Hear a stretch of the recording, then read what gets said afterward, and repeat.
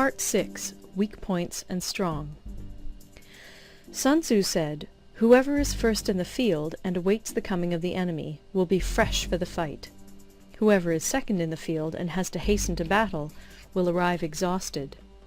Therefore, the clever combatant imposes his will on the enemy, but does not allow the enemy's will to be imposed on him. By holding out advantages to him, he can cause the enemy to approach of his own accord, or, by inflicting damage, he can make it impossible for the enemy to draw near. If the enemy is taking his ease, he can harass him. If well supplied with food, he can starve him out. If quietly encamped, he can force him to move. Appear at points which the enemy must hasten to defend. March swiftly to places where you are not expected. An army may march great distances without distress if it marches through country where the enemy is not. You can be sure of succeeding in your attacks if you only attack places which are undefended. You can ensure the safety of your defense if you only hold positions that cannot be attacked. Hence the general is skillful in attack whose opponent does not know what to defend, and he is skillful in defense whose opponent does not know what to attack.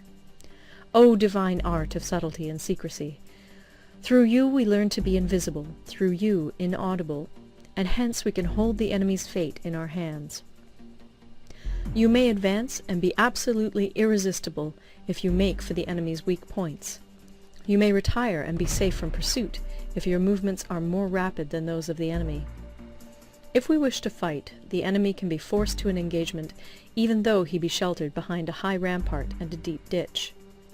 All we need do is attack some other place that he will be obliged to relieve.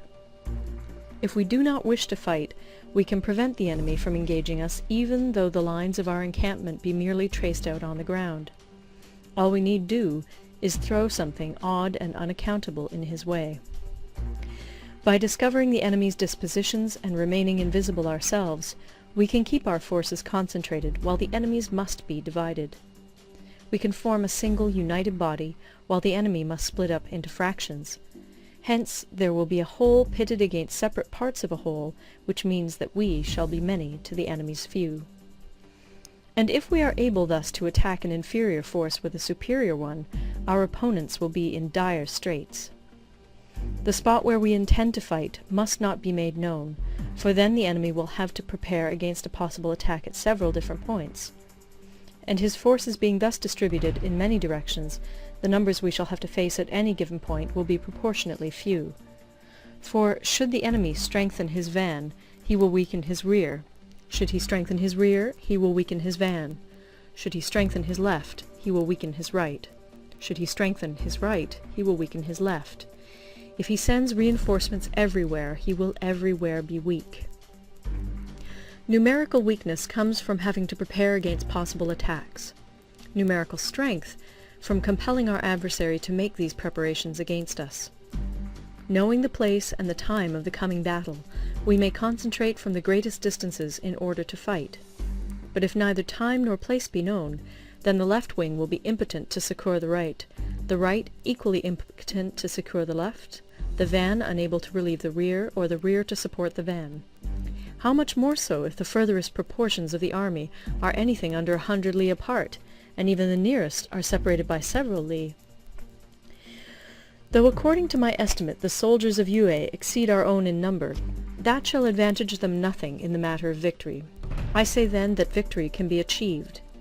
Though the enemy be stronger in numbers, we may prevent him from fighting. Scheme so as to discover his plans and the likelihood of their success. Rouse him, and learn the principle of his activity or inactivity. Force him to reveal himself, so as to find out his vulnerable spots. Carefully compare the opposing army with your own, so that you may know where strength is superabundant and where it is deficient. In making tactical dispositions, the highest pitch you can attain is to conceal them. Conceal your dispositions, and you will be safe from the prying of the subtlest spies, from the machinations of the wisest brains. How victory may be produced for them out of the enemy's own tactics, that is what the multitude cannot comprehend. All men can see the tactics whereby I conquer, but what none can see is the strategy out of which victory is evolved. Do not repeat the tactics which have gained you one victory, but let your methods be regulated by the infinite variety of circumstances. Military tactics are like unto water, for water in its natural course runs away from high places and hastens downwards. So in war, the way is to avoid what is strong and to strike at what is weak.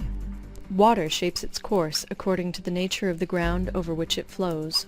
The soldier works out his victory in relation to the foe whom he is facing.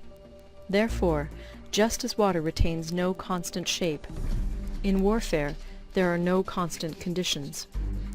He who can modify his tactics in relation to his opponent and thereby succeed in winning may be called a heaven-born captain. The 5 elements, water, fire, wood, metal, earth, are not always equally predominant. The 4 seasons make way for each other in turn. There are short days and long. The moon has its periods of waning and waxing. End of Part 6.